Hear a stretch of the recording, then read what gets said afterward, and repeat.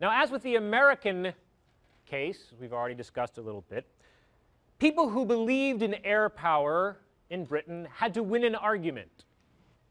They had to win an argument for resources. They had to compete with the Army and the Navy. They had to persuade politicians that a campaign of bombing by the air, though it would be expensive in terms of machinery and, of course, explosives, and also, not least, trained pilots, would ultimately be a way to bring the war to a satisfactory conclusion without the waste of quite so much life as had been lost on the Western Front during the First World War.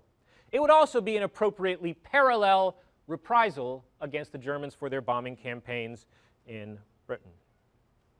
One of the problems that the advocates of a bombing campaign encountered early in the war is that bombing was not terribly accurate.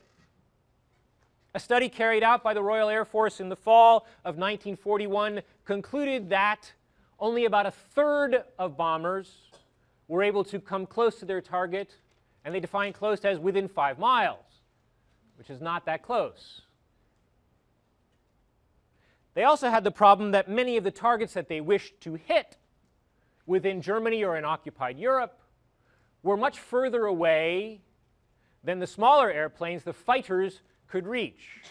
So bombers would have to travel much of their way without fighter escorts if they wished to bomb deep inside Germany.